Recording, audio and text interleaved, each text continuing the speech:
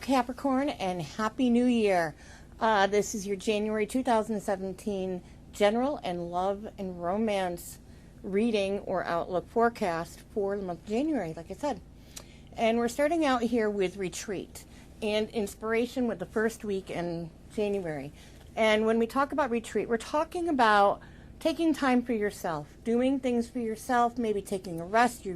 We just got over the holidays. Maybe you've been going through some stressful times financially, or burning the candle at both ends. So they're saying to you to take a little bit of a break and go within your inner self.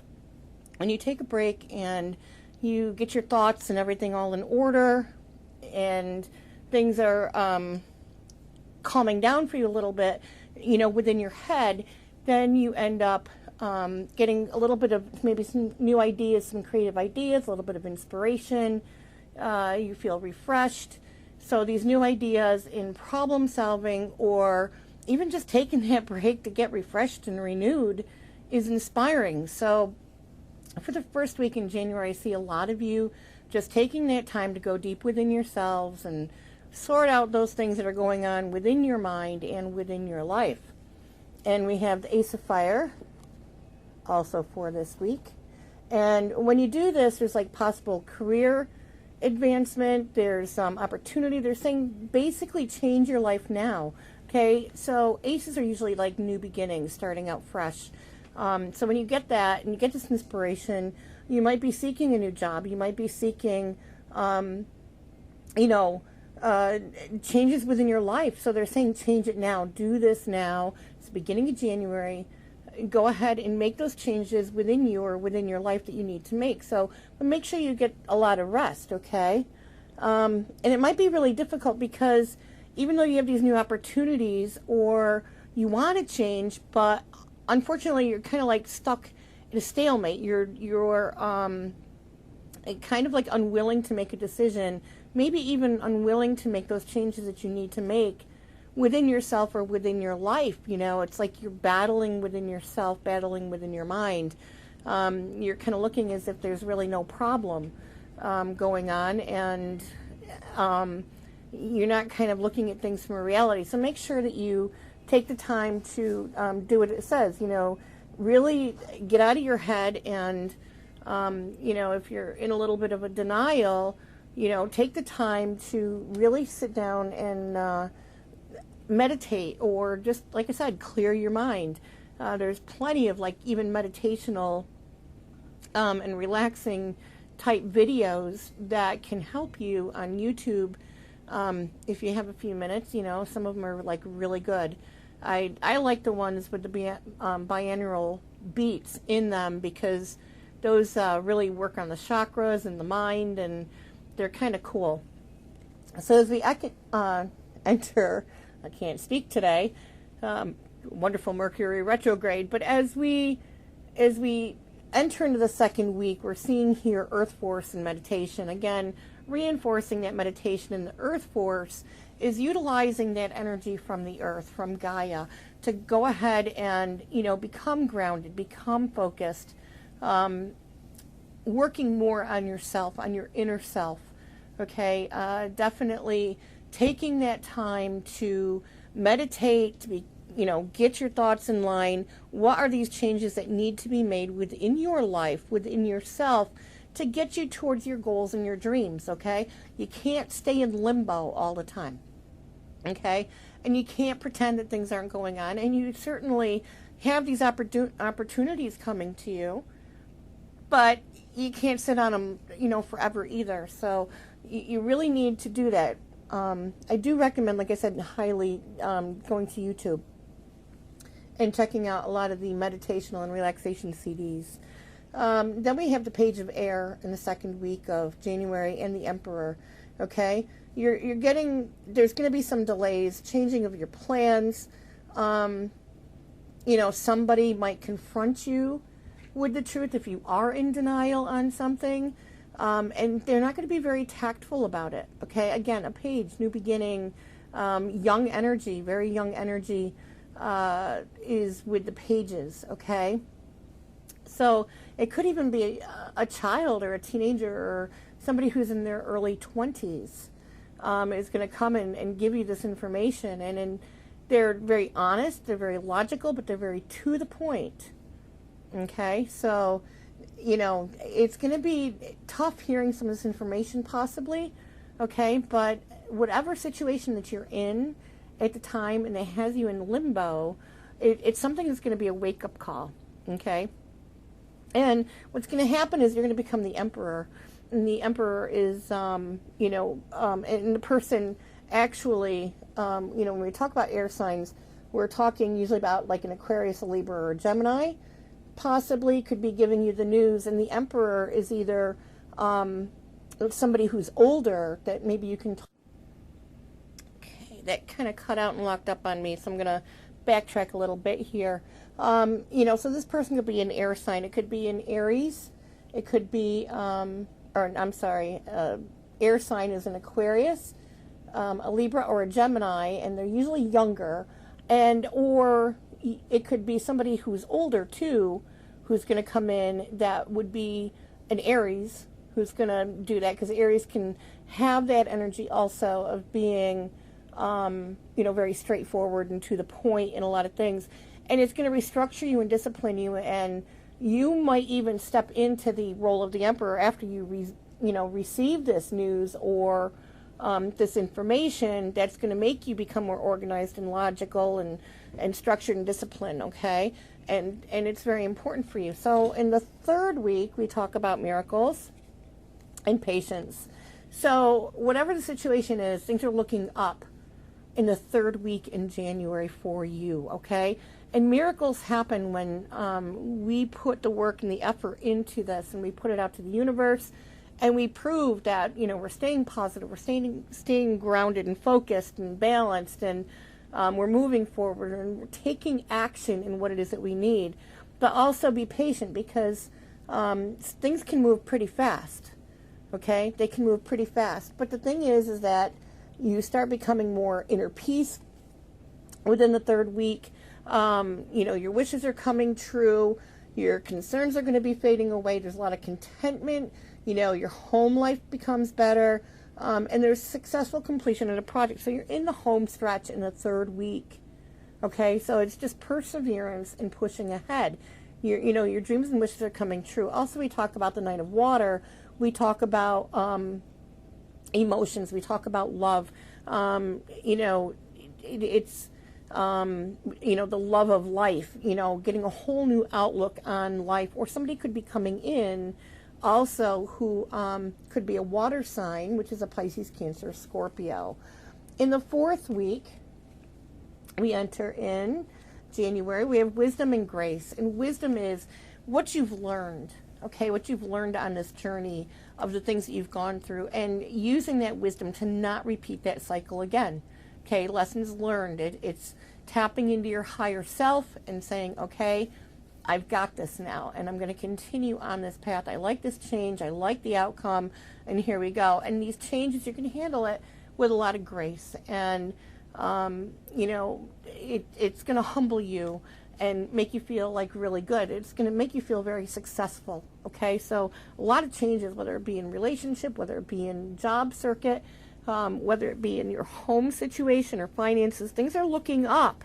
The end of the third week, working into the fourth week, and your lessons have been learned. And we also have, the ending of a difficult situation, which is a 10 of air sign. Definitely embracing this change. Good things are, going to happen and get better now, and you're recovering. And some people, it even could be from an addiction. It's what the card says. An addiction doesn't necessarily have to be drugs and alcohol. It could be sex, an addiction to sex. It could be an addiction to a person. It can be an addiction to video games. It can be, an addiction to, food, anything like that. Whatever this changes you've gone through, it's going to break that cycle, and you're going to have like an awakening. Things are going to be looking different to you. You might even have a temporary standstill, but you just need to be yourself. Very important to always be yourself, okay? So whatever it is, this addiction, this addictive behavior, and that's what it could be, is a behavior, a way that you've done things for so many years, and you just keep on repeating that cycle. and you're breaking that cycle. Okay, so we're going to talk about love and romance coming very soon. Those of you who are not in a relationship, who are single, who might be looking for love and romance, it is coming very soon, and the chemistry is out of this world. There's chemistry between the two of you. But you need to free yourself from your past, and not just your past, but the thoughts that you have within your mind that are that are holding you back within love and romance. It's sometimes when we hang on to the past, or we constantly think about the things that were done wrong to us, emotionally we feel like we're trapped, like we can't move forward. But that's not true. You can move forward. It's all within your own thinking process. Okay, and being worried that other people are going to do the same thing to you, or that you maybe can't get over a past love, but there's other people and you got to kind of give them a chance. So get out of that thought process within your own mind. Okay, you are self-creating this block within you, whether you feel that you can't have a relationship, whether you feel maybe that you're not ready, whether you feel that that you just can't love anybody else beyond the person who might have even hurt you in the past, or the breakup itself hurt you. You need to clear all that out of your mind, because there's somebody coming to you, all right? And if you don't clear that, okay, this can create a codependent relationship, and that's not what you want to draw into you. And this is the same for coupled and married signs also, okay? And this is for sun, moon, and rising for Capricorn, okay? And I'm hearing that, there's a lot of people that are holding on to emotions in general, which creates a codependency. That is the fear of, if you're like attached to somebody like 24/7 all the time, because you fear that they're going to cheat on you, or you fear that they're going to leave you, or you fear that they're going to, do something that you don't want them to do because it reminds you of a past relationship. These thoughts come into your mind, and you don't want a codependent relationship. A codependent relationship is actually really a kind of a karmic relationship. When you love somebody and you care about them and you enter into a relationship, you don't have to be together 24/7. Both people should be able to still carry on their lives and doing the things that they enjoy doing as a single person separately, whether it be different activities or different hobbies that you had, but yet still getting together and enjoying that time together, being together, but you still need to keep that individuality. Okay, so it's all about trust, and it's all about releasing those past emotions, okay, and not worrying. The person is there, you love each other, but you don't have to be codependent. That in itself, too, is an addiction, okay?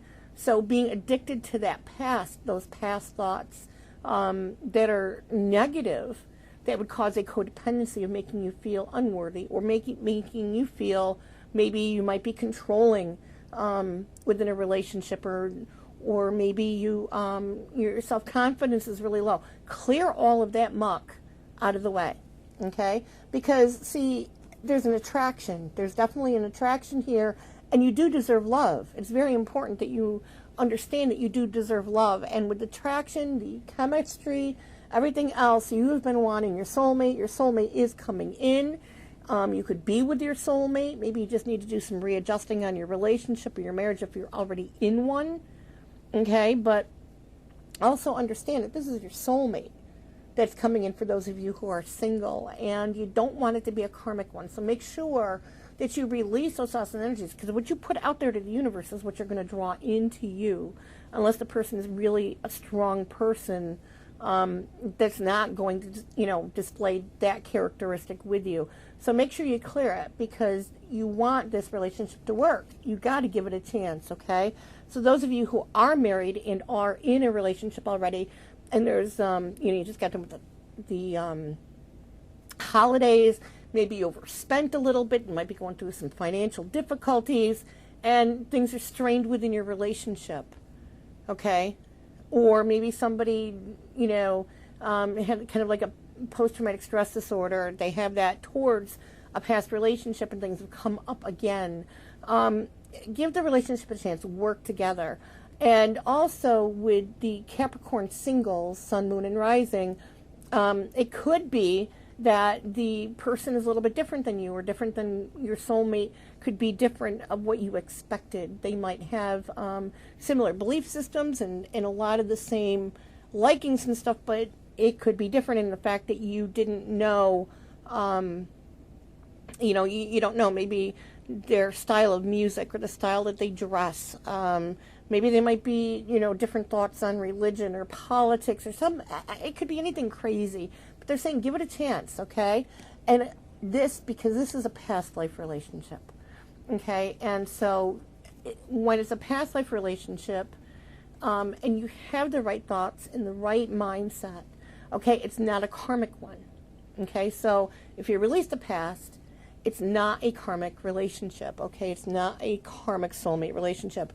The right one will come into you that's not karmic, okay? So make sure that you do what you have to do. And when you talk about a past life relationship, it's that comfort, like when you first meet each other and you can talk about, so much stuff, and you laugh and you have so much in common, and it's just that feeling like, God, I feel like I've known you before, or I'm so comfortable around you. Is it possible? You think, where do I know this person from? They might look familiar. And when we go through our several lifetimes, and one thing that doesn't change are our eyes.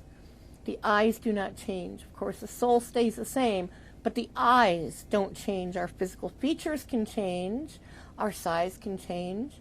But when it comes to the eyes never change, because the eyes are the window to the soul. So the minute you make that eye contact and you're with them, you recognize that energy. You recognize in their eyes there's something there, and most likely it's from a past life relationship. Now, when we get into the the sexual magic tarot, we look at this and we have the Hermit. And the Hermit is going into his higher self. You're going in, you're thinking about what it is that you want in a relationship. Maybe you've even held off for a while in getting involved into a relationship. Okay? But you think about it, you're thinking about it, and you're going into your higher wisdom. Okay, these are the things that went on in the relationships in the past. This is what I don't want. This is what I don't want. And taking that time to really think about what it is that you do want in a relationship. How do you want your relationship to go? Okay? And this is focusing on it and looking at the red candle. Red candle, a lot of times, represents love and passion. Okay, so this person's looking actually for a passionate relationship, which with the soulmate coming in, yes, it will be a passionate one. Okay, and the Knave of Chalices, he's, again, planning it out. He's fighting within himself, okay, these emotions within himself, and it could be male or female, because we're not going to be gender specific, because this is a... what I'm looking for, a reading for several people, okay? It's not, so I'm not going to do gender specific, okay? But we talk about this, and you see he's crumpling up the paper. No, that's not what I want. That's the past. I don't want that. This is what I want. So he's planning it out.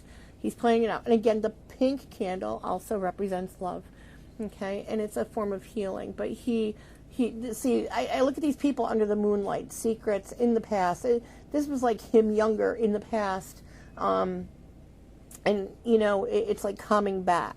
It's coming back to like haunt him in his mind. And he's like, no, that's not what I want. I want, the loving and the passionate and the caring part of the relationship, emotional, because the knaves of chalices is about water sign and emotions. Water sign could be Pisces, Cancer, or Scorpio, or anybody who carries that. And even Sun, Moon, and Rising, they could be. Okay, it could be you. But not wanting the past and planning out what it is that you want. And then Temperance, taking the time, being patient, and really still going back and forth, planning, getting yourself ready for this relationship.